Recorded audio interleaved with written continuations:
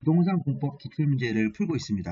자, 이제 국토계획법이 이제 거의 다 끝나갑니다. 요거하고 이제 14번째 테마 간단하게 몇 문제를 보시면 되는데, 자, 13번째 테마는 개발밀도 관리구역하고 기반시설 부담구역에 관한 내용입니다.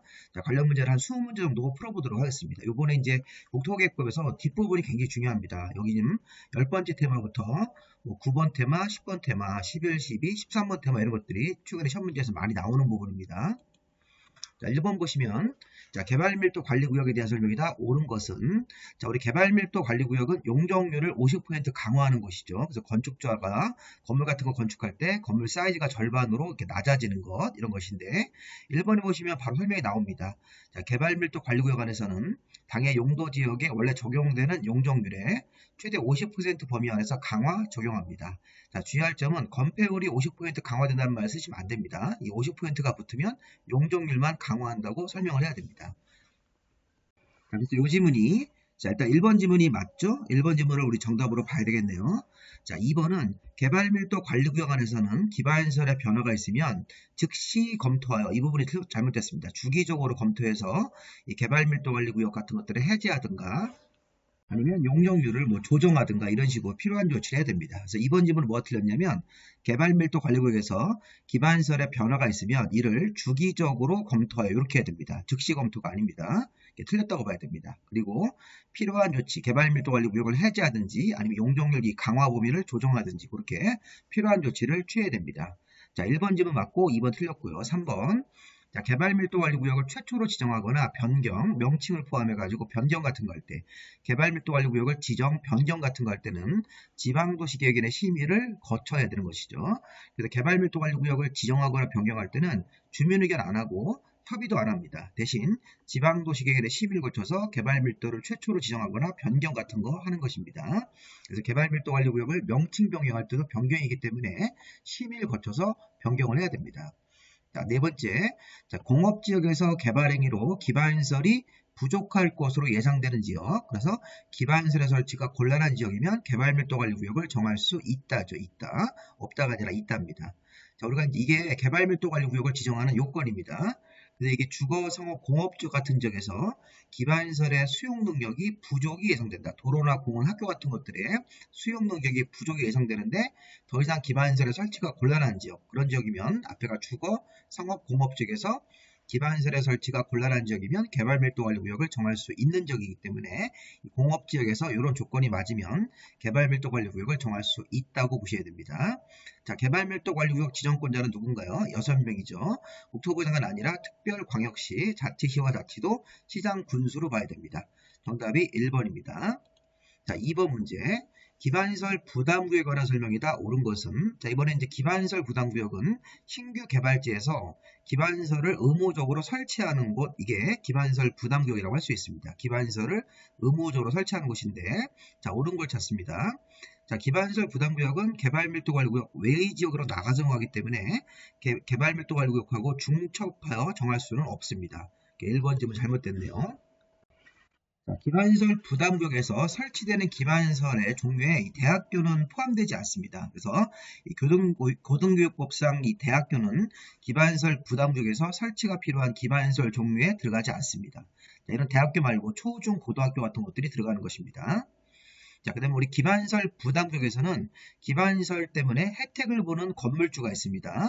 나중에 뒤에 가서 배우실 건데 기반시설 부담구역에서 연면적 200제곱미터 초과하게 건축물을 신축하거나 증축하는 그런 건축주한테 혜택을 보는 사람으로 보고 기반시설의 설치 비용이라는 비용을 내라고 부과합니다. 그래서 기반시설의 설치 비용은 현금, 신용, 직불카드 납부를 원칙으로 하되 자, 물납도 인정할 수가 있습니다. 그래서 3번이 지금 맞는 것으로 봐야 됩니다. 기반시설 설치 비용은 뒤에 가서 다시 한번 볼 건데 기반시설 부담구역에서 자, 건축물의 연면적 200제곱미터를 초과하게 신축, 증축을 하는 건축주한테 부가 징수하는 비용이 기반시설 설치 비용이고 현금, 신용, 직불카드 납부가 원칙인데 자, 부가 대상 토지 또는 이와 비슷한 토지로 물납도 인정할 수가 있습니다. 자, 네 번째, 자, 기반시설 부담구역으로 지정된 지역에 대해서 개발행위 허가를 제한하였다가 연장할 때, 자, 기반시설 부담구역은 우리 예전에 이제 앞에 12번째 테마에서 개발행위 허가를 제한하고 연장할 수 있는 지역이 됩니다. 자, 그래서 처음에 3년 정도 이내로 제한을 하고, 자, 그리고 1회 하나요? 1년 정도, 2년 정도 이내에서 연장을 할 수 있죠. 근데 연장을 할 때는 심의를 거치지 않습니다. 이거 다시 한번 생각해 보십시오. 이거는 앞에 12번째 테마에 나왔던 내용을 중복해서 냈습니다. 다시 한번 기반시설 부담구역으로 지정이 되면 우리 개발행위 허가 같은 것들을 제한할 수 있는 장소이다. 최초 3년 정도 이내로 제한을 했다가 연장을 할 때는 심의 안 거치고 1회 하나여 2년 정도 이내로 연장할 수 있는 지역이 됩니다. 기반시설 부담구역 또는 지구단위 계획구역 같은데 자, 이런 지역들이 연장이 가능한 지역인데 심의를 안 거치기 때문에 이 4번도 틀렸습니다. 자, 5번 기반시설 부담구역 지정고시가 되고 나면 1년입니다. 1년. 2년이 아니라 1년이 되는 날까지 기반시설 설치 계획 수립을 안 하면 그 1년 되는 다음 날에 이 기반시설 부담구역 지정이 해제가 되는 것으로 간주합니다. 해제되는 조항이 있습니다. 1년으로 기간을 잡으셔야 됩니다. 정답이 지금 이거 아까 3번이 오는 거죠. 3번. 현금, 신용, 직불카드 납부가 원칙인데 예외적으로 물납 같은 것도 인정할 수가 있습니다. 기반시설 부담구역에서 기반시설 설치 비용을 내야 되는 사람이 이런 식의 납부 방법이 있다는 것이 됩니다. 법에.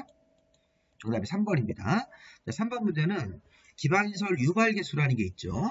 자, 기반시설 설치 비용을 계산할 때 들어가는 자료로서 기반시설 유발개수가 있는데 가장 높은 것은 자, 이런 문제는 건물의 이름과 단순하게 숫자를 암기하는 건데 일단 기반시설 유발개수가 뭔지 설명을 좀 드릴 겁니다.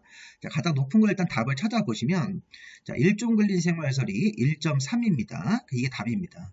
자, 공동주택은 0.7, 의료시설은 0.9, 업무시설 같은 경우는 0.7이고 숙박시설이 1.0입니다. 자, 기본적으로 뒤에 가보시면요. 기반시설 유발 개수를 이 정도까지는 우리가 좀 외워주시는 게 맞습니다. 다시 보시면 단독주택. 자, 여기 써있는 것들이 건축법상 단독주택, 공동주택부터 그때 야영장까지 건물의 종류들이 쭉 나와 있고 이 건물의 종류에 따라서 유발 개수가 정해져 있는데 1보다 숫자가 작으면 금액을 적게 내는 것이고 1보다 크면 원래 계산된 금액보다 커지기 때문에 돈을 더 많이 내는 거라고 생각하시면 되겠습니다. 자, 단독주택이나 공동주택 같은 주택하고 14번의 업무 같은 것들은 이런 것들은 우리 주거생활하는 주택, 단독주택, 공동주택하고 우리 일하는 업무시설 같은 경우는 0.7로 정해져 있습니다. 자, 일단 단독 공동은 0.7. 자, 일종 근린생활시설 상가없죠. 일종 근린생활시설도 일종의 상가 같은 것들인데 이 상가 같은 것들은 좀 돈을 벌 수 있는 상업용 건물이기 때문에 좀 많이 부과합니다. 1.4, 1.3, 1.6이죠. 여기 아까 시험 문제 나왔던 겁니다. 자, 단독 공동은 0.7, 0.7. 일종, 이종 근생은 1.3, 1.6. 더 많이 낸다, 돈을. 자, 그 다음에 5, 6, 7, 8번을 보실 때는 이 주말에 우리가 가는 곳입니다. 주말에 또는 휴일에 문화 및 집회, 극장, 종교시설, 우리 교회나 사찰 같은데 판매시설, 백화점이나 마트, 운수시설이 여행 갈 때 이렇게 이용할 수 있는 터미널, 공원 같은 것들인데 주말에 이용하는 것들은 모두 1.4인데 판매시설 같은 경우는 1.3으로 좀 낮춰졌습니다. 그래서 우리가 주말에 이용하는 건물 4개를 잘 보십시오. 극장 같은 문화 및 집회, 종교, 자, 판매 같은 백화점, 마트, 운수 같은 터미널, 공원 같은 것들은 모두 다 1.4인데 판매시설 같은 경우는 백화점 같은 경우는 다른 쪽에서 좀 비용을 내는 게 있기 때문에 좀 1.3으로 낮췄다고 생각하시면 되겠습니다. 자, 의료시설 병원 가서 우리 목숨을 구해가지고 0.9, 병원 가서 목숨을 구했다고 해서 0.9, 우리 교육시설도 우리 주택하고 유사합니다. 우리가 항상 주택에서 애들은 학교를 가고 우리 이제 부모님들은 업무시설, 직장에 가기 때문에 이 4개를 묶어서 다 0.7로 그냥 생각하시면 되겠습니다. 이렇게. 그래서 우리가 1번부터 10번까지는 좀 암기를 해주시고 나머지 내용들은 참고로 보시고 그 다음에 숙박시설이 딱 1.0입니다. 숙박시설이 1.0, 위락시설이 이게 굉장히 크죠. 2.1입니다. 위락시설, 술집 같은 거, 우리 유흥주점, 룸사롱 같은 거, 나이트클럽 이런 것들은 돈을 좀 많이 번다. 술을 팔아서 2.1로 과감하게 높게 부과합니다. 우리 묘지 관련 시설 같은 것들 장례시설 0.7인데 참고로 한번 보시고 관광휴게시설이 휴게소, 고속도로 휴게소 같은 것들 이런 것들은 1.9입니다. 자, 일단 이거 다 외우시기는 좀 어렵지만 1번부터 10번까지 좀 보시고 숙박시설하고 위락시설 정도까지는 한번 보시기 바랍니다. 자, 기반시설 유발개수라는 게 이렇게 몇 가지를 한번 좀 외워주시고요. 뒤에 문제가 또 한번 나올 겁니다. 자, 그럼 4번 문제, 우리 앞에서 나왔던 거랑 거의 유사한 문제입니다. 기반시설 부담구역에서 설치하는 기반시설의 종류가 아닌 걸 찾습니다. 문제가 기반시설 부담구역에서 설치가 필요한 기반시설에 해당하지 않는 것은, 그래서 기반시설 부담구역에서는 우리가 일상생활에 반드시 있어야 되는 뭐 도로라든가 공원 같은 거, 학교도 들어가지만 대학교는 들어가지 않습니다. 자, 폐기물 처리시설, 녹지 같은 것들 기반시설 부담구역에서 들어가야 되는 기반시설인데 대학교는 포함되지 않습니다. 자, 간단히 보시면 기반시설 부담구역은 이렇게 특별광역자치시와 자치도 시장문수 6명이 지정하거나 변경을 합니다. 자, 기반시설 부담구역은 개발밀도 관리구역하고 중복되면 안 되기 때문에 중첩되지 않게 개발밀도 관리구역 외의적으로 나가서 신규 개발로 인해서 도로, 공원, 녹지, 학교, 대학교를 제외돼 있죠. 수도, 그다음에 하수도, 폐기물 처리, 재활용 시설 이런 것들의 설치가 필요할 때 기반시설 부담구역을 정하는 거니까 이런 대학교 같은 경우는 설치 대상에서 제외가 됩니다. 그리고 이 도로라든가 수도, 하수 같은 거 설치할 때는 연결되는 부분 또는 진입도로까지 포함해가지고 기반시설 부담구역에서 설치하는 기반시설 종류로 봐야 됩니다. 보시면 이 도로라든가 하수도는 연결되는 부분까지 포함을 시키고 그 다음에 학교 설치할 때는 대학교는 제외하고 이렇게 보시 바랍니다. 이 폐기물 처리 시설도 설치 대상에 들어가는 것입니다. 자, 5번 문제. 기반시설 부담구역에 관한 설명이다. 틀린 것은 자, 법령의 개정으로 행위 제한이 완화가 되는 지역이면 기반시설 부담구역을 지정할 수 있다가 아니라 지정하여야 한다가 되는 것입니다. 특이하게 기반시설 부담구역은 지정할 수 있는 곳도 있고 지정해야 되는 의무가 있습니다. 특히 뒤에 가서 볼 건데 기반시설 부담구역은 이렇게 행위 제한이 법이 개정되어서 행위 제한이 이렇게 완화되고 풀리는 적에 대해서는 기반시설 부담구역을 의무적으로 지정을 해야 됩니다. 자, 그 다음에 녹지와 폐기물 처리시설이 기반시설 부담구역에서 설치가 필요한 기반시설에 해당이 된다. 맞죠? 자, 1번, 2번 다 맞다고 봐야 되겠습니다. 자, 3번. 자, 동일한 지역에서 기반시설 부담구역과 개발밀도관리구역을 중복하여 정할 수 없다고 앞에서 설명드렸습니다. 이거 틀린 겁니다. 있다 그러시면 안 되죠. 자, 기반시설 부담구역에서 주택법상 리모델링을 하는 건물은 기반시설의 설치 비용 부과 대상이 아닙니다. 이게 맞습니다. 기반시설 부담구역에서 기반시설의 설치 비용을 내야 되는 사람이 누구냐면 자, 단독주택, 공동주택 등 30가지 건물을 짓는데 자, 건축물을 200제곱미터, 연면적 200제곱미터 초과하게 신축하거나 증축하는 사람들한테 부과하는 것이 기반시설의 설치 비용입니다. 그래서 기반시설 설치 비용 같은 거 할 때는 개축이라든가 이런 리모델링은 대상이 아닙니다. 자, 그 다음에 5번에 자, 기반시설의 설치 비용을 부과할 때 기존 건물을 철거하고 신축하는 행위가 설치 비용 부과 대상일 때는 기존 건물의 연면적을 초과하는 행위만 부과 대상으로 한다. 자, 이거 좀 어려운 지문인데 뭐 이런 것도 35회 때 또 한번 나오죠. 자, 일단은 맞는 지문입니다. 자, 이 5번 지문을 설명할 때는 조금 우리가 내용을 좀 봐야 되는데 일단 정답은 3번으로 쉽게 나옵니다. 자, 5번하고 이거 보겠습니다. 자, 우리가 여기 보시면 기반시설의 설치 비용은 기반시설 부담구역 안에서 단독주택이나 숙박시설 등 30가지 건축법에 이 30가지 건물이 있는데 그런 것들이 잘 보세요. 연면적 200을 초과하게 신축, 증축하는 행위로 유발되는 신축, 증축하는 그런 건축주한테 부가 징수하는 부담금이 기반시설의 설치 비용입니다.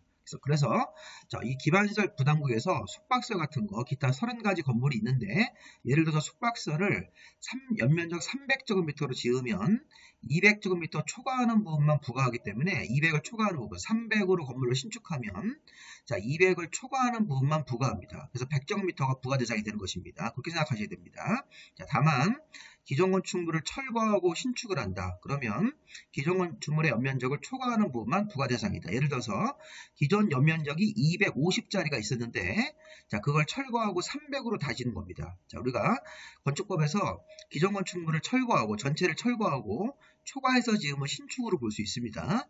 그래서 기존 건축물 연면적이 250짜리가 있었는데 그 전체를 다 철거하고 300으로 지으면 300으로 신축한 것으로 보는데 이때 부과 대상이 기존 250을 초과하는 부분만 부과하는 것입니다. 자, 이 내용이 아까 우리 5번 집에 나왔던 겁니다. 자, 원래 기반시설 부담구역은 200을 초과하게 신축 그 다음에 증축하는 사람들한테 부과하는데 다만 기존 건축물에 사이즈가 있었고 그거를 철거하고 신축하는 행위가 있다면 부과 대상이 되는 행위는 기존 연면적이 250이면 250을 초과하는 부분만 부과 대상으로 하는 게 맞습니다. 이 지문이 35회 때가 다시 한번 또 나올 겁니다. 일단 정답은 3번으로 보시면 되겠습니다. 자, 조금 더 우리가 설명을 드리겠습니다. 기반시설의 설치 비용은 기반시설 부담구역에서 단독이나 숙박시설 등 건축법상 이게 30가지 건물에 대해서 연면적 200 초과하게 신축, 증축하는 사람들한테 부가 징수하는 부담금인데 계산 공식이 있습니다. 자, 기반시설 설치 비용은 여기 건축물의 연면적 곱하기 민간 부담 이렇게 되어 있는데, 자, 앞에 분홍색을 먼저 계산해야 되는데 여기 보시면 표준시설 비용이라는 게, 자, 만약에 기반시설 중에서 도로를 만든다, 도로. 그럼 도로를 깔 때 표준시설 비용이 가로, 세로 이렇게 정사각형을 만들어서 1제곱미터씩 해가지고선 가로 1m, 세로 1m 계산해가지고 1제곱미터 단위 면적당, 자, 표준시설 비용이 각종 공사비입니다. 재료비, 인건비 같은 걸 포함한 표준시설 비용 공사비하고, 자, 용지 비용, 땅값이 있습니다. 우리가 그 도로를 만들 때는 땅이 필요하기 때문에 용지 비용이 있어야 되고, 표준시설 비용은 도로 만들 때 뭐 재료비 같은 게 들어가겠죠. 모래 같은 거, 아스팔트 같은 비용, 그 다음에 인건비 이런 것들을 단위 면적당 1제곱미터당으로 계산을 해서 이 두 개를 더하는 겁니다. 땅값하고 각종 공사비를 1제곱미터당. 그런 다음에 건물의 연면적 아까 계산할 때 200을 초과하는 부분만 곱해주고 민간 부담률은 20% 0.1을 곱해주는 건데, 자, 예를 한번 들어보겠습니다. 자, 표준시설 비용이 기반시설 조성에 사용되는 단위당 시설비 같은 거, 자, 한마디로 뭐 여러 가지 재료비라든가 이런 시설 설치하는 비용이라고 생각하시면 되겠습니다. 자, 그 다음에 토지가액 같은 건데, 용지 비용은 용지 환산 개수 곱하기 개별 공시가 곱하기 유발 개수인데, 유발 개수 나왔네요. 자, 앞에 용지 환산 개수는 그냥 무시하시고 이 개별 공시가에다가 기반시설 유발 개수를 두 개를 곱해주는데, 아까 단독주택은 0.7 곱했고 일종 근린 생활시설은 1.3으로 곱했고 숙박시설은 1.0 이런 식으로 곱해가지고 이 개별 공시가를 기준으로 해서 유발 개수를 곱해주고 마지막으로 용지 환산 개수를 해주는 건데, 이런 것들은 참고로 보시고 유발 개수가 여기 들어가는 거라고 생각하시면 되겠습니다. 이 두 개를 예를 한번 들어보겠습니다.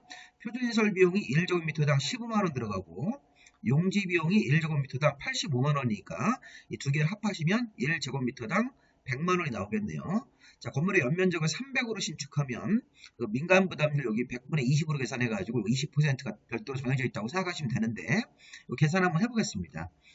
자, 지금 표준시설 비용 더하기 용지 비용 계산하면 합치면 100만원인데 연면적을 300으로 지니까 300을 곱하시면 안 됩니다. 200을 초과하는 부분 100만원 곱하고 계속 계산해서 곱해주시면, 계산해보시면 100만원에다가 곱하기 100을 하면 1억이 나오고 1억에 20%이기 때문에 2천만원 나오겠네요. 자, 이런 식으로 기반시설 설치 비용을 계산하는 걸 보시고, 우리가 여기서 확인할 거 뭐냐면 기반시설 유발 개수라는 게 용지 비용에 들어간 하나의 자료다. 자, 개별 공시가에다가 곱해가지고 이 용지 비용을 계산하는 건데, 유발 개수가 뭐 1.3, 1.6, 2.1로 들어가면 이 개별 공시가 커진다는 의미가 있습니다. 표준시설 비용은 그냥 각종 이 단위 면적당 시설비니까 여러 가지 공사비라고 생각하시면 되겠습니다.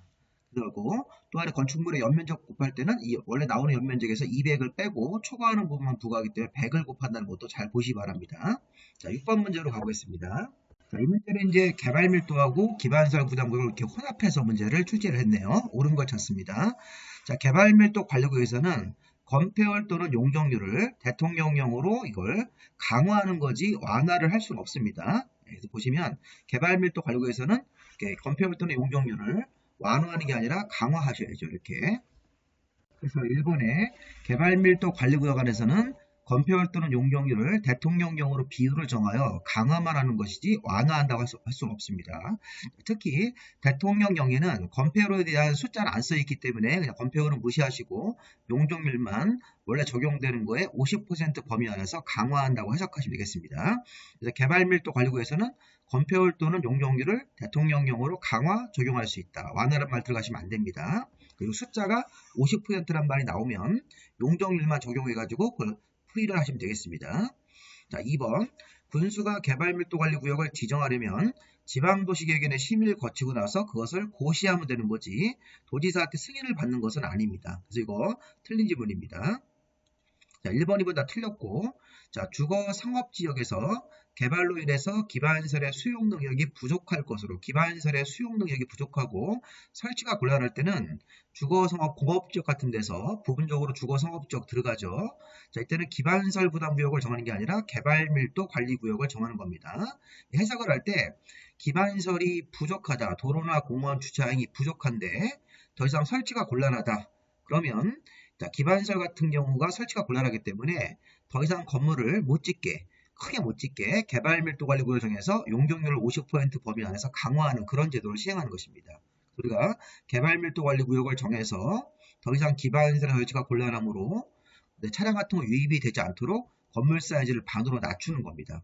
개발밀도 관리구역을 정할 수 있다. 이렇게 되겠죠.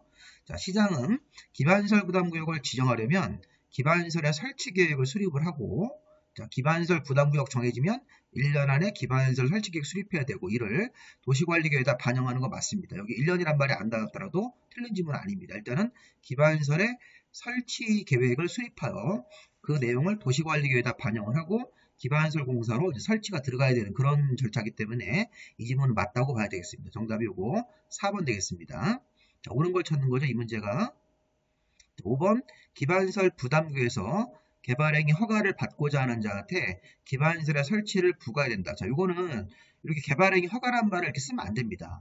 자, 우리 국토계획법상 개발행위 허가는 건물의 건축, 물건의 1개월 이상 적재, 토지 형질 변경, 토석 채취, 토지 부달이 다 들어가기 때문에 안 되는 것입니다. 여기서 요 개발행위 중에서 건물의 연면적을 200제곱미터 초과하게 신축, 증축하는 건축주한테 부과하는 것이기 때문에 이렇게 묶어가지고 개발행위 허가라는 걸 받은 사람들한테 모두 부과한다는 의미가 되므로 5번 질문 같은 경우는 잘못됐다고 보셔야 되겠습니다. 정답이 이거 4번입니다. 점점 이렇게 회차가 뒤로 갈수록 좀 문제가 좀 어려워집니다, 이게. 자, 7번 문제. 자, 7번 문제는 국토계획법에서 앞에서 배웠던 광역도시계획하고 또 중간에 배웠던 성장관리계획, 자, 이런 것들을 혼합해가지고 지금 문제가 뭡니까? 시장문수가 주민의견을 들어야 되는 이런 것들을 시행할 때, 수립하거나 지정할 때 주민의견을 들어야 되는 경우가 아닌 걸 찾는 겁니다. 그래서 시장문수가 주민의견을 들어야 되는 것들이 여러 가지가 있는데, 이 지문을 보기를 보면 우리 광역도시계획을 수립할 때는 기초조사하고 공청회를 개최해서 주민과 전문가 의견을 듣기 때문에 이거 주민의견 들어야 됩니다. 자, 우리 성장관리계획 수립할 때도 주민의견, 공람이라는 걸 통해서 주민의견을 듣고 협의와 심의를 거치기 때문에 주민의견을 듣습니다. 이거는 공청회고 2번은 공람입니다. 자, 시범도시 사업계획을 수립하는 경우도 주민의견을 듣습니다. 시범도시 사업계획도 설문이라든가 열람 같은 걸 해가지고 주민의견을 듣게 되어 있고요.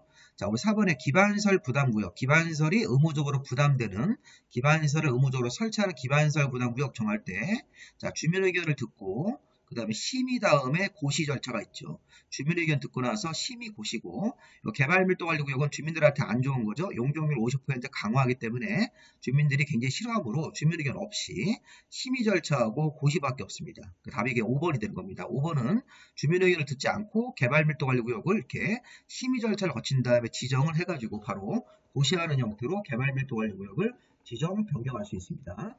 자, 이런 문제는 또 나올 수 있는 문제이기 때문에 한번 연습을 한번 해봐야 됩니다. 이 각각 파트를 찾아보지 마시고 제가 이제 설명한 거 해설을 잘 들으셔가지고 주민의견 안 듣는 것 개발밀도 관리구역이다, 이렇게 정리 한번 해보시기 바랍니다. 그래서 개발밀도 관리구역은 주민의견 없이 지방도시계획위원회 심의를 거치고 나서 그 내용을 고시하는 겁니다. 고시. 그래서 공보와 홈페이지에다 고시하면 되기 때문에 주민의견 없습니다. 자, 8번 문제. 자, 광역시에서 기반시설 부담구역에 관한 설명이라 틀린 것은, 자, 기반시설 부담구역이 지정되면, 자, 우리 기반시설 부담구역을 광역시장이 정하는 경우도 있죠. 광역시이기 때문에. 그때는 기반시설, 대통령령이 정하는 바에 따라서 기반시설의 설치계획을 수립해야 된다. 어떤 식으로 기반시설을 만들 건지 구체적인 설치계획을 수립합니다. 여기서 대통령령은 1년이 아닙니다. 1년 안에 기반시설 설치계획을 수립한다는 그 얘기고요. 자, 이를 도시관리계획에다 반영을 해야 됩니다. 이거 앞에서 나왔던 질문하고 유사하죠. 두 번째, 기반시설 부담구역 지정은 광역시에서 정하기 때문에 광역시 설치된 지방도시계획위원회 심의를 거쳐서 이 기반시설 부담구역을 지정하고 변경 지정 같은 것도 해야 되는 것입니다. 자, 심의를 거치는 대상이다. 맞고요.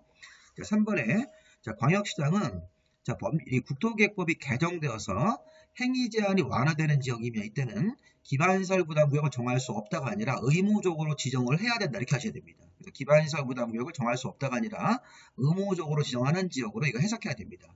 자, 행위 제한, 법이 개정되어서 행위 제한이 풀리고 완화가 됐으니까 이런 지역들은 기반시설이 의무적으로 설치가 되어야 되기 때문에 기반시설 부담구역을 지정을 하여야 한다고 봐야 됩니다.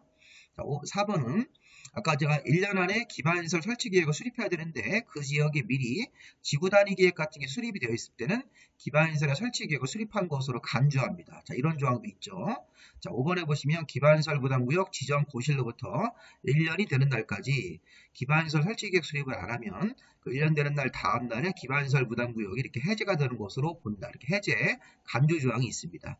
정답이 이거 3번으로 봐야 되겠네요.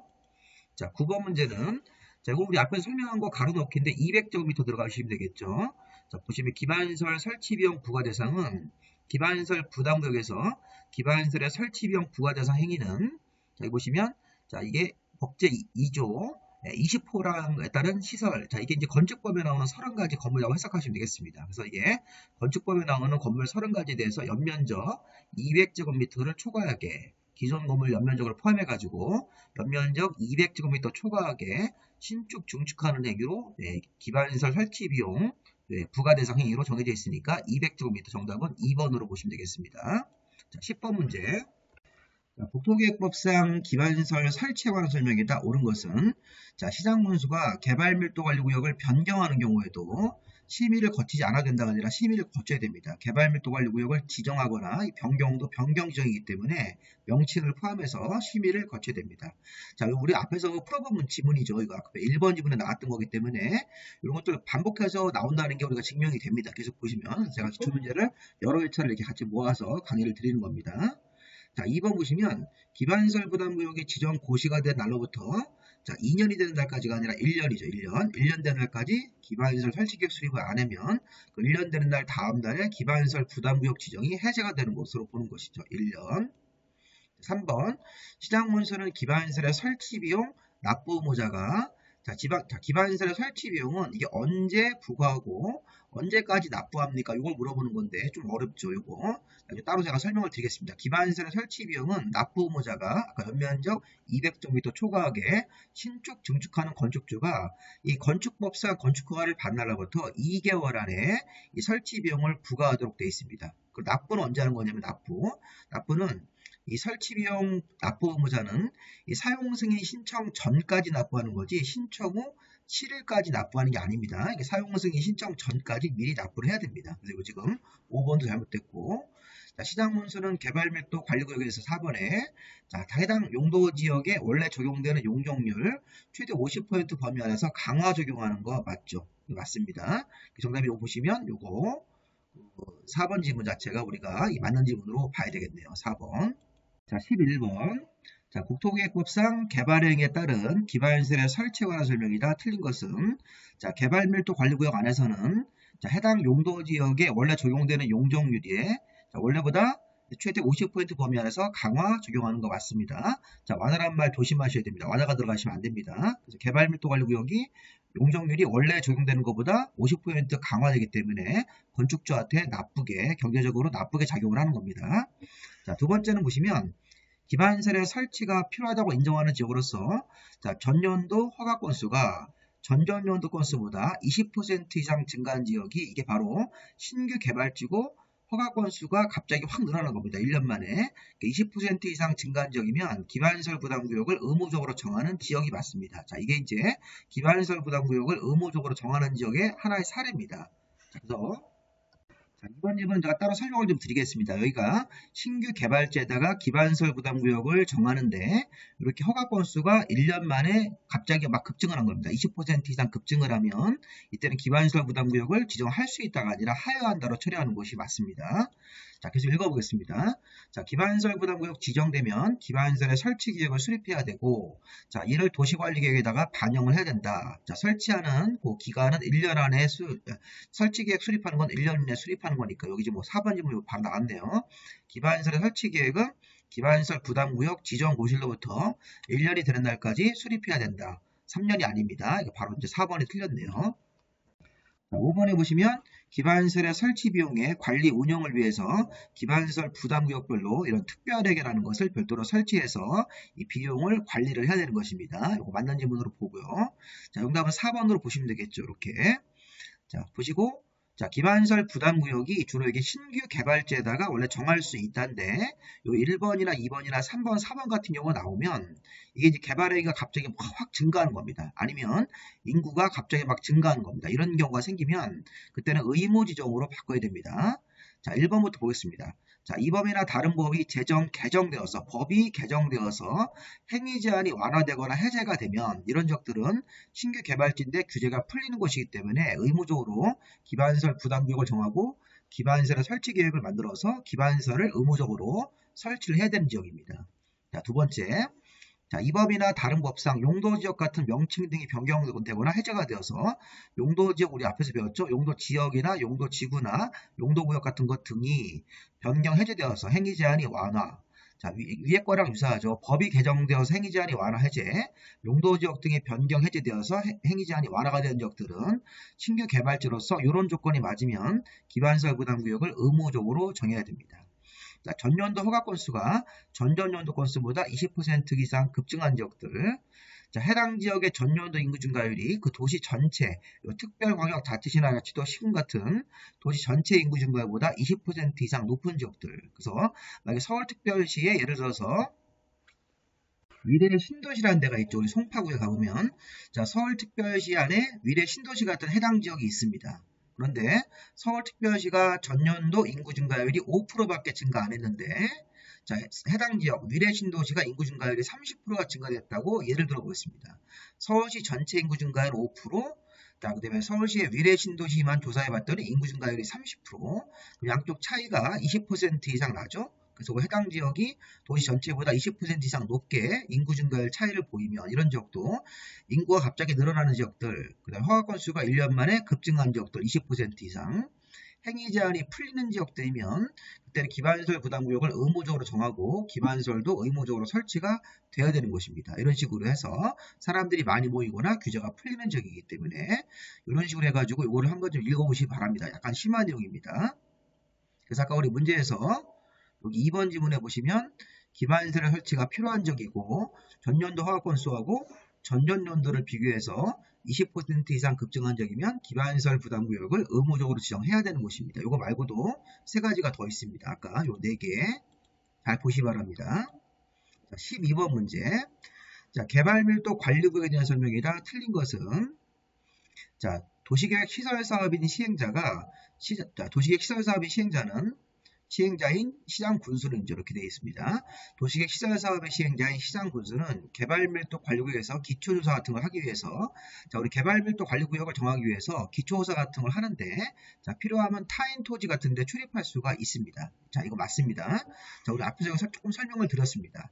그래서 이 보시면 시장군수 같은 이런 시설사업 시행자가 뭐 개발 밀도에 관한 어떤 기초조사 같은 걸 내부적으로 하기 위해서 타인 토지 출입 같은 것도 할 수 있고 또 타인 토지 일시 사용, 또 타인 토지에 있는 장애물 같은 것도 제거할 수 있습니다.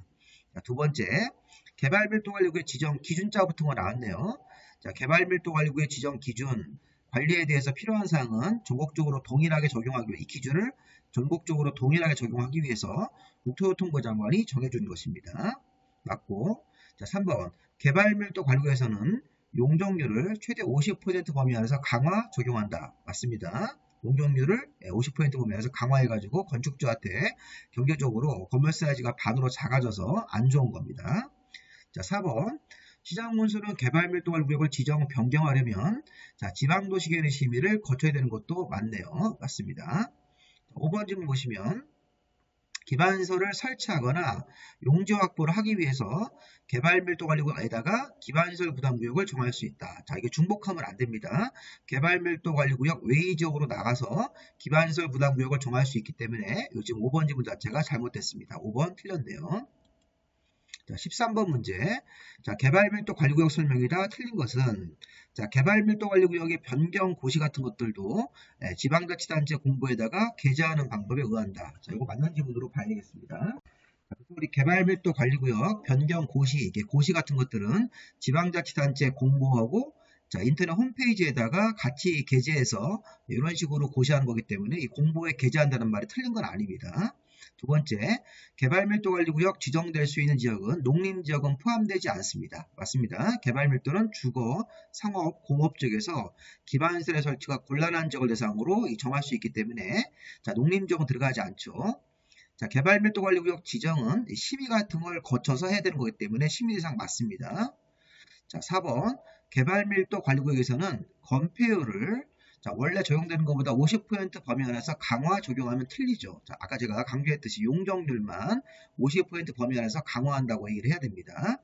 자, 우리 법조문에는 개발밀도 관리구에서는 해당 용도 지역에 적용되는 건폐율 또는 용적률을 대통령령으로 숫자를 정해서 강화하는데, 현행 대통령령에는 건폐율에 대한 숫자는 없고 용적률만 50%라고 정해져 있으니까 용적률만 50% 범위 안에서 용적률을 강화한다고 해야 됩니다. 지금 이게 4번 질문 잘못됐습니다. 자, 그 다음에 개발밀도관리구역은 기반시설 부담구역으로 정해질 수는 없다. 개발밀도관리구역 자체가 기반시설 부담구역으로 지정되는 것은 중복되지 않기 때문에 이 질문은 해석상 개발밀도관리구역 안에서는 기반시설 부담구역으로 지정될 수 없다고 해석해야 되는 거니까 이 질문도 맞는 질문으로 보시고 정답은 4번이 정답으로 봐야 되겠습니다. 자, 우리 심화 문제 1번 보겠습니다. 자, 개발밀도관리구역 지정 기준으로 틀린 것은, 자, 우리 개발밀도관리구역은 용적률을 50% 강화하는 곳입니다.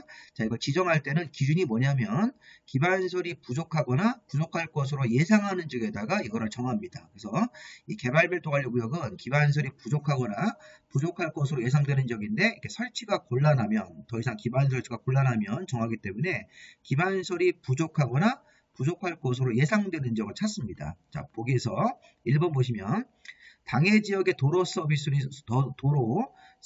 수준이 매우 낮아서 차량 통행이 현저하게 지체되는 지역들, 이런 지역들이 바로 도로가 부족한 지역입니다. 두 번째, 자, 당해 지역의 도로율이 당해 지역의 도로가 깔려있는 면적 같은 겁니다. 그것이 국토부령으로 정하는 용도 지역별 도로율의 20% 이상 미달하면 도로가 이게 많이 부족한 지역으로 볼 수 있습니다. 도로율이 국토부령으로 정하는 기준 도로율보다 20% 이상 미달. 자, 20%라는 숫자가 기준입니다. 자, 향후 2년 안에 하수 발생량이 하수의 시설 용량을 초과할 것으로 예상되는 지역들. 이것도 하수의 발생량이 하수 시설 용량을 초과하므로 앞으로 이 하수 자체가 부족하다고 얘기하고 있는 겁니다. 자, 이거는 이제 미래 2년 정도 안에 이렇게 예상됐을 때 도로가, 자, 이거는 하수 같은 것들이 하수도 시설이 부족할 것으로 예상되는 지역을 볼 수가 있고, 자, 4번도 마찬가지입니다. 수도도 향후 2년 안에, 자, 수도 수요량이 수도의 시설 용량을 초과할 것으로 예상되는 지역도 아까 우리 하수도처럼 비슷한 정으로 보시면 되겠습니다. 자, 5번이 문제가 있는데, 자, 향후 2년 안에 학생 수가 학교 수용 능력을 기준을 20% 이상만 초과하면 학교가 부족하다고 예상할 수 있는 지역입니다. 이건 30%가 아닙니다. 기준 자체를 얘기하는 거기 때문에 향후 2년 안에 학생 수가 학교의 수용 능력을 20% 이상만 초과하면 그 지역은 기반시설 개발밀도관리구역을 정할 수 있는 지역으로 볼 수 있습니다. 정답이 5번으로 보시면 되겠습니다. 자, 간단하게 해설을 봐드리면요.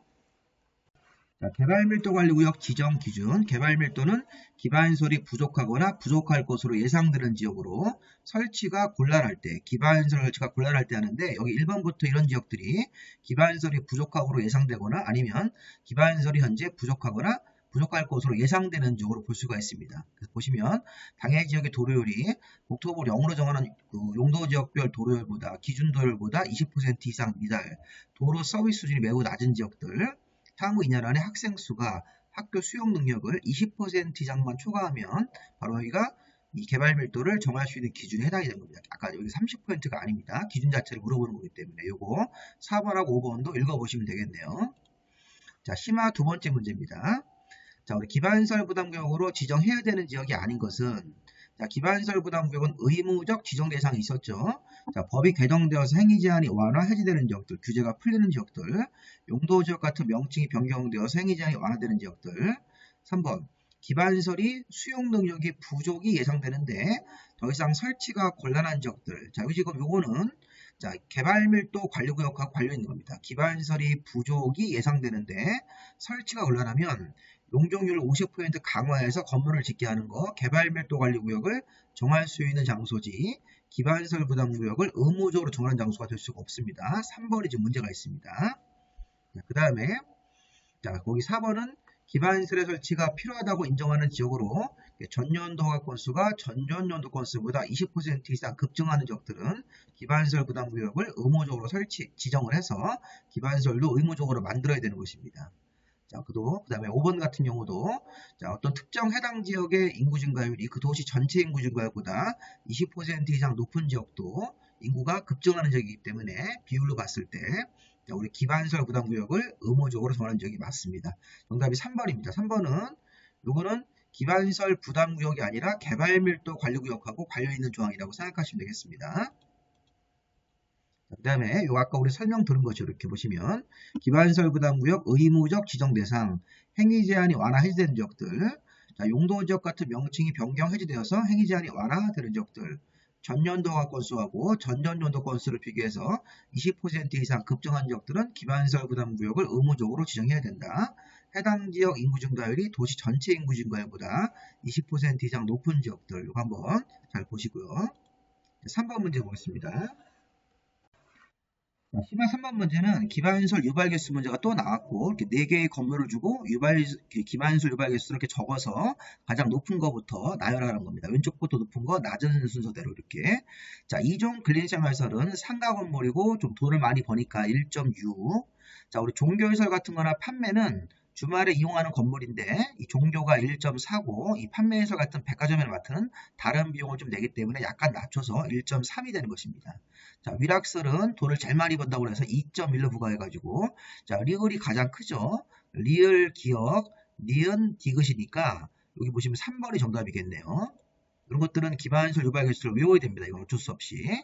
자, 단독주택, 공동주택하고 그 다음에 여기 교육시설 같은 거 있었죠. 여기 보시면 10번. 그 다음에 업무시설, 그 다음에 주거생활하는 단독주택, 공동주택, 교육시설하고 업무시설 같은 경우는 이건 0.7이고요.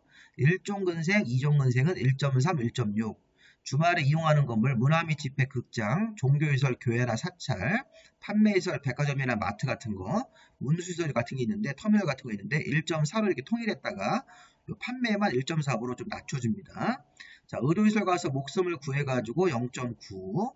교육시설은 이 주택과 똑같이 취급합니다. 0.7이고, 업무시설도 주택처럼 0.7을 취급합니다.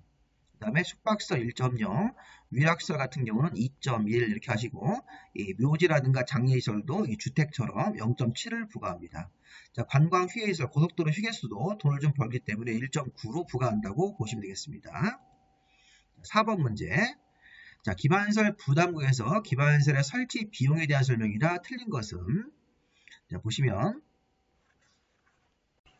자, 1번에 보시면 기반시설 설치 비용 산정 시, 자, 기반시설을 설치하는 데 필요한 용지 비용도 산입이 되게 되어 있습니다. 기반시설 설치 비용 기억나시나요?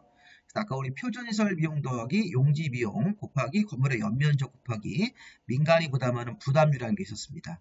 이거 다시 한번 아까 제가 설명을 드리겠습니다. 자, 기반시설 설치 비용은 현금, 신용, 직불카드 납부 원칙인데 물납도 인정될 수 있습니다. 맞죠? 자, 3번. 기반시설의 설치 비용의 관리 운영을 위해서 자, 특별회계라는 걸 설치해야 됩니다. 이것도 맞는 지문으로 봐야 되겠네요. 자, 의료시설과 교육용시설의 유발 개수가 같습니까? 자, 의료시설 가서 목숨을 구해가지고 0.9고 우리 교육시설은 주택처럼 취급하기 때문에 0.7이기 때문에 같지가 않습니다. 이게 답입니다. 자, 기반시설의 설치 비용을 부과받은 납부 의무자는 자, 납부 기일의 연기나 분할 납부가 인정되지 않는 한 사용 승인 신청 시까지 기반시설의 설치 비용을 납부를 해야 됩니다. 자, 이 지문들 다 우리가 앞에서 보신 지문들입니다. 보신 지문들이기 때문에 정답이 나오셔야 됩니다. 4번. 자, 기반시설의 설치 비용 같은 경우는 아까 얘기했듯이 단독이나 숙박시설 등으로 건축법상 건물 30여 가지가 부과 대상인데 연면적 200을 초과하게 신축, 증축하는 사람들한테 건축주한테 부과 징수하는 부담금입니다. 자, 계산 공식은 표준시설 비용 곱하기 용지 비용 같은 게 있었죠. 이거 먼저 더합니다. 이렇게. 그다음에 건물의 연면적이 나오고 민간 부담률이 나오시는 겁니다. 자, 용지 비용이 계산한 공식에 들어가는 자료가 맞습니다. 자, 표준시설 비용은 이제 기반시설 만들 때, 도로 같은 거 만들 때 단위 면적당 시설비니까 여러 가지 공사비, 재료비 같은 거 생각하시면 되겠고, 그 다음에 용지 비용은 용지 완성 개수 곱하기 개별 공시가 곱하기 기반시설 유발 개수인데 이 유발 개수를 가지고 또 문제를 많이 냈죠 아까. 자, 개별 공시가에다가 유발 개수를 곱하기 때문에 유발 개수가 클수록 용지 비용이 높아지고 돈을 더 많이 내는 것입니다. 예를 들어서 아까 표준시설 비용이 15만원, 용지 비용이 85만원, 그리고 건물의 연면적이 300이고 민간 부담률이 100분의 20이니까 계산하면 합쳐가지고 100만원 나오고 300을 곱하는 게 아닙니다. 200을 초과하는 부분만 곱하기 때문에 100을 곱한 다음에 민간 부담률 100분의 20 하면 2천만원 나올 겁니다. 계산 한번 해보십시오. 2천만원. 자, 5번 문제는 자, 기반시설 유발 개수 문제가 또 나왔죠. 이렇게. 자, 또 나올 가능성이 또 있는 그런 문제입니다. 단독주택 같은 경우는 0.7, 장례시설 주택처럼 0.7로 취급하는 것이죠. 자, 관광 휴게소 가서 우리가 돈을 좀 많이 쓰고 돈을 많이 버니까 1.9입니다. 자, 이종근린 생활소 같은 경우가 이게 1.6이 되는 것이고요. 자, 5번에 여기 비금속 광물 제품 제조 공장은 1.3인데 이런 거는 좀 지저분한 겁니다. 1.3입니다. 정답 이거 3번으로 보셔가지고 보시면 되겠습니다. 자, 사실은 기반시설 유발개수를 아까 단순하게 좀 외웠지만 이 공장 같은 걸 막 분리를 해가지고 막 써 있는데 여기 비금속 광물 제품 공장이 1.3인데 요것 좀 하나 보세요. 펄프 종이 제품 제조 공장은 위락설보다 높은 2.5가 되어 있습니다.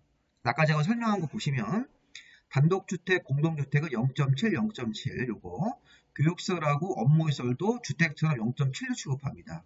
그 다음에 1종근생, 2종근생은 1.3, 1.6 자, 5, 6, 7, 8번이 우리 주말에 이용하는 건물 모두 1.4인데 요 판매만 1.3 자, 의존설 가서 목숨을 구했으니까 0.9 교육설은 주택처럼 0.7입니다.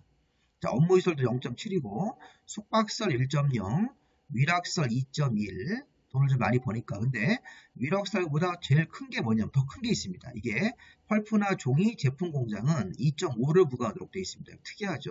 아까 문제 나왔던 비금속 제조 공장 같은 경우는 1.3입니다. 그 밖에 뭐 여기 교정설, 국방, 군사가 있는데 이것들 참고로 보시고 묘지 같은 것들, 장례시장 같은 것도 주택처럼 0.7이고 관광휴게가 1.9 그래서 아까 문제가 1.9가 정답으로 보시면 되겠습니다. 이런 문제도 조금 어렵지만 기반시설 유발개수를 제가 이렇게 분홍색을 표시한 이 정도는 좀 암기를 해주시는 게 좋을 것 같습니다. 자, 그 다음 우리 심화 문제 6번이 우리 공법 전체를 통틀어 해서 제일 어려운 문제입니다. 이런 문제는 사실은 이거는 이제 수험생들 완전히 골탕 먹이는 문제입니다. 이게 출제연도 못 풉니다. 이런 것들은. 자, 이게 왜냐하면 아까 좀 전에 기반시설 설치 비용 같은 경우는 아까 30가지 건물이 자, 그 연면적 200을 초과하게 신축 증축할 때 부과하는 거를 했습니다. 근데 이게 또 법에는 그 건물 중에서 사립유치원이라든가 뭐 임대주택 이런 것들은 또 설치비용 부과 대상 그 건물에서 또 제외를 시키는 게 있습니다. 이게 보면 아까 30가지 건물 중에서 뭐 사립유치원, 임대주택, 자, 주한 국제기구 소유의 건물 이런 것들은 기반시설 유발하는 시설에서 제외돼 가지고 기반시설 설치 비용을 부과하지 않습니다. 이렇게 되어 있습니다. 법에. 근데 이게 지금 보면 답은 지금 3번이라고 제가 설명을 했는데 이 보세요. 상업지역에 농산물 집화장이면 이게 상업지역이면 이건 농산물 집화장을 짓더라도 기반시설이 유발되기 때문에 기반시설 설치 비용을 부과를 하겠다는 뜻입니다. 이 문제가 왜 어렵냐면요. 지금 기반시설 유발하는 시설에서 제외되는 건물이 1번부터 38번까지가 있습니다. 여기 보십시오. 제가 보여드릴게요. 예를 들어서 이런 식으로. 자, 이게 사실은 이 대통령의 발표에 있는데 이렇게 많은 것들을 다 외워가지고 문제를 풀 수가 없는데 이거를 낸 겁니다. 1번부터 6번까지가 있고요. 그 다음에 여기 7번 중에 잘 보세요. 7번. 녹지, 관리, 농림, 자연환경 보전 지역에서 다음 어느 하나의 건물들은 기반시설을 유발하지 않는다. 이렇게 해가지고 여기 보시면 농산물 집화장이라는 게 있는 겁니다. 아까 문제가 상업지역에서 농산물 집화장을 설치했을 때는 이거는 기반시설을 유발하는 건물로 보겠다는 겁니다. 그래서 그게 답이 되는 것입니다. 자, 이거 말고도 쭉 가다 보면요. 8번부터 또 쭉 건물들이 있습니다. 이걸 다 우리가 암기할 수가 없는데 이런 거를 문제를 내시면 이제 곤란하죠. 임대주택 여기 있네요. 19번 항목에 사립유치원 여기 보시면 22번에 있고 그 다음에 여기 보시면 주한 외국 정부 국제기구가 이렇게 소유한 건물 아까 문제가 있었습니다. 이렇게 근데 이게 지금 38번까지가 있고 요게 지금 또 35회 때 문제 한 지분 나왔습니다. 이렇게 하셔가지고 요 택지개발 정지구까지 이렇게 해서 이렇게 해가지고 38번에서 또 건물들이 또 나눠져 있으니까 복잡하죠. 이런 것들은 좀 넘어가는 겁니다. 우리가 이런 것들은 그냥 눈 버렸다고 생각하시고 31회 때 문제로 다 좋아하시면 사립유치원, 임대주택, 주한국제기구 소유 건물, 뭐 택지개발 예정지구 이런 게 나왔는데 아까 보시면 이런 것들은 기반시설을 유발하는 그런 건물이 아니기 때문에 기반시설의 설치 비용을 부과하지 않겠다 그런 건데 여기 보시면 농산물 집화장이 녹지지역이나 관리지역이나 농림 자연환경에서는 자, 기반시설을 유발하지 않지만 상업지역에 설치됐을 때는 기반시설을 유발하는 건물로 봐야 됩니다. 그래서 이거 보시면 정답이 3번인데 자 이렇게 또 한 번 나왔었죠. 쭉 가다 보면 여기 이제 35번 마지막 문제 우리 풀 건데 여기 보시면 종교집회장이라는 게 또 나왔습니다. 이거. 근데 이것들이 한번 나온 문제를 또 내긴 한 건데 이 7번 문제를 한번 가서 보겠습니다. 7번 문제 마지막 문제입니다. 35회 때 보시면 우리 공원 같은 것들은 기반시설 부담구역에서 설치되는 기반시설에 해당이 되는 것이고 이 공원 이용을 위해서 필요한 편의시설 같은 경우도 기반시설에 포함을 시킵니다. 그래서 보시면 요 1번에 공원 이용을 위해서 필요한 편의시설도 기반시설 부담구역에서 설치가 필요한 기반시설에 포함이 된다고 하셔야 됩니다. 그래서 이 1번 질문 잘못됐고요. 자, 2번이 보시면 앞에서 보신 건데 기반시설 부담구역에서 기존 건물을 철거하고 신축하는 경우에는 기존 건축 연면적을 제외하고 나머지 면적만 기반시설 설치 비용 부과 대상으로 봐야 되기 때문에 기존 건축 연면적을 포함하지 않습니다. 그래서 기존 건축물 연면적을 포함하지 않고 기존 건축물 연면적을 초과하는 그런 건축행위 면적만 기반시설의 설치 비용 부과 대상으로 봐야 됩니다. 3번 지구 단위 계획을 수립한 경우에는 기반시설의 설치 계획을 수립한 것으로 본다. 자, 요거 맞네요. 앞에 우리 보신 질문입니다. 자, 원래는 기반시설 부담구역 정해지면 1년 안에 기반시설의 설치 계획을 수립해야 되고 그렇게 안 하면 1년 되는 다음 달에 기반시설 부담구역이 해제가 되는 것으로 보는 건데 지구 단위 계획 같은 게 미리 나와 있을 때는 기반시설의 설치 계획을 수립한 것으로 간주합니다. 자, 그 다음에 기반시설 부담구역에 대해서 신축된 종교 집회장이면 기반시설 설치 비용 부과 대상에서 제외되는 거기 때문에 아까 있었죠. 그 항목에서 종교 집회장 같은 경우는 기반시설을 유발하는 그 건축물로 보지 않습니다. 부과 대상이 아니라고 하셔야 됩니다. 자, 기반시설 부담구역 정해지면 우리 12번 테마에서 개발행위 허가 제한을 연장할 수 있고 자, 연장할 때는 심의를 안 거친다고 그랬으니까 연장이 가능합니다. 자, 35회 때 이렇게 나왔기 때문에 이 정도 수준으로 공부를 좀 해주실 필요가 있겠습니다. 좀 어렵습니다. 많이. 공부가 좀 많이 좀 돼야 되고 자, 여기까지 하셨던 우리가 3번으로 보시면 되겠습니다. 자, 여기까지 국토계획법에서 13번째 테마 마무리 하셨고 마지막 테마 하나 더 있습니다. 몇 문제 안 되니까 그 부분도 바로 제가 녹화를 해서 올리도록 하겠습니다. 공부 많이 하시고요. 자, 여러분들 건강도 주의하셔야 되겠습니다. 자, 수고 많이 하셨습니다.